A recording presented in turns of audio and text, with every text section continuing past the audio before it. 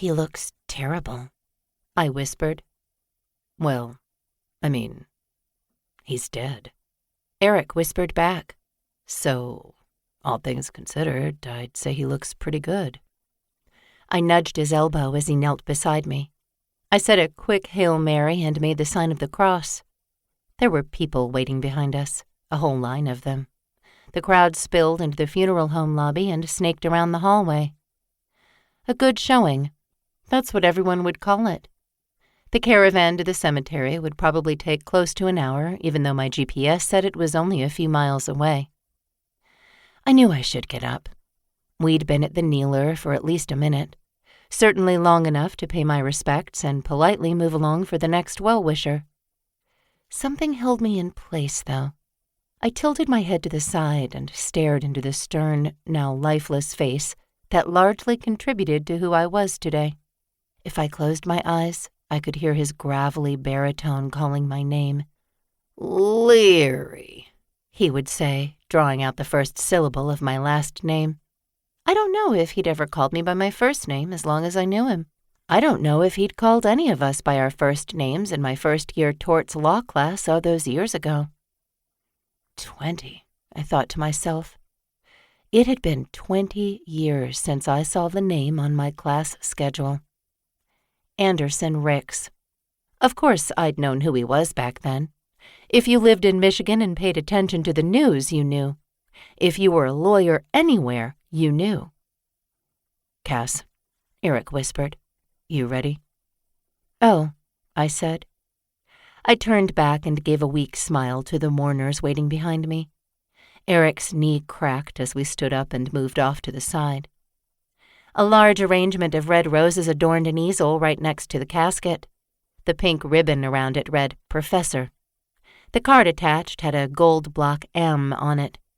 The U of M Law School faculty had probably spent at least $500 on that one. It was nice. All the flowers were nice. I recognized a few of the names of the larger law firms in Michigan on some of the cards. I found my own contribution, a tasteful vase filled with spring flowers. I hadn't known what to write. I hadn't even been sure whether I should come here at all. "Ms. Leary?" A female voice drew my attention away from the flowers. The woman looked exactly the same as the last time I saw her. She'd been the one to hand me my Juris Doctor. "Dr. Wallace?" I said. Rhoda Wallace had been an assistant dean by the time I graduated. She'd also taught family law, and I'd been lucky enough to learn from her. Rhoda stood 5 feet in heels and wore the same professional uniform all these years later. A black wrap dress, triple strand of pearls, and her gray hair tied back in a purple silk scarf. "Oh, it's so good to see you," she said. Rhoda stepped forward and took my hands. She beamed at me. "Look at you."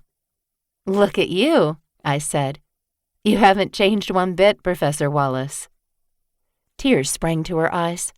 She let go of me and reached into the pocket of her dress, pulling out a matching purple hanky. She dabbed her eyes. "I feel just awful," she said. "Anderson and I had lost touch over the years. He retired from teaching. Did you know that?" "I didn't," I said.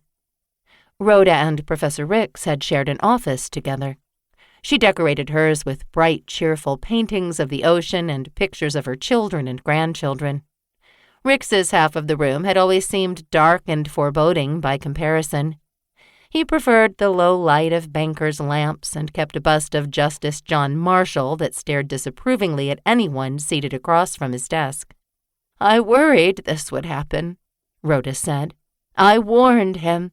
Anderson needed to keep busy. He said, 'You'll have to wheel me off that campus on a stretcher someday.'" Rhoda's face fell. "Oh, dear," she said. "I didn't mean." "It's all right," I smiled. "It's just us, and I know what you mean." Eric came up next to me. "Is this your husband?" Rhoda's eyes brightened as she looked up. Eric stood more than a foot taller than her. A blush rose into Rhoda's cheeks.